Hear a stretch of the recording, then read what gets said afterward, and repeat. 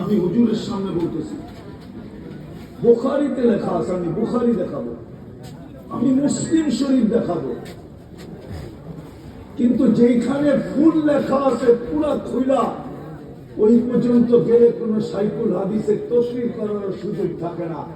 কেননা কিতাব শেষ করতে হবে, শুধু ইবারত করে চলে যায়, ওইখানে তেমন নজর দেওয়ারও সুযোগ হয় না।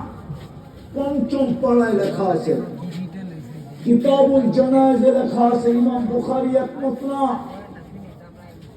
আমি ইমাম বুখারীর দর্শন বিদ্যাকে সেলুট করি, সেলুট।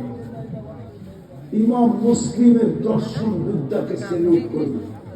ইমাম বুখারী বলে কবরের প্রথম প্রশ্ন হবে, মা কুনতা তাকুলু ফি হাদার রাজুলি মুহাম্মাদিন।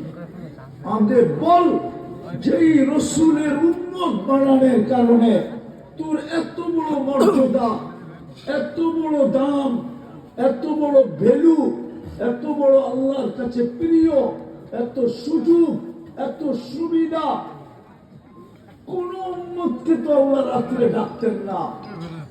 কোন উম্মতের ব্যাপারে একটা হাদিসও কেউ আইনা দেখাইতে পারবে না, কিন্তু এই উম্মতকে তো প্রতিদিন এখন আল্লাহ ডাকতেছেন মাফ করার জন্য।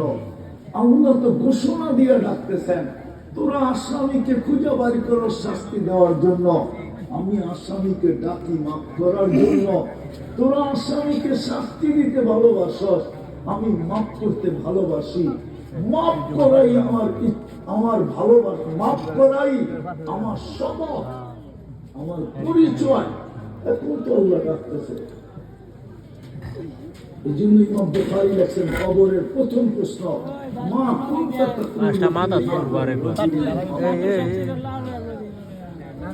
বলো, ওনার রঙে কতটুকু রঙিন ছিল? প্রথম প্রশ্ন। মুহাম্মদুর রাসূলুল্লাহ ছিলেন।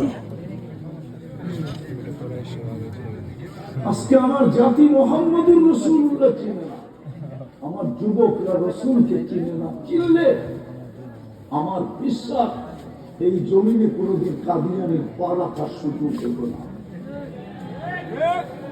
কাদিয়ানীদেরকে বাগানের জন্য কোন স্লোগান দিতে হতো না। আমরা 16 বছর দেখছি, 16 বছর। স্বপ্নেও যদি কেউ ভাবত যে ফালায় দিবে, ঘুমের থেকে ওইটা দেখতো হ্যান্ডকাপ নিয়ে কেউ দাঁড়ায় আছে। যদি জিজ্ঞাসা করতো হ্যান্ডকাপ, বলছে তুমি না স্বপ্নে দেখতেছিলে আমাদেরকে ফালায় দিবা।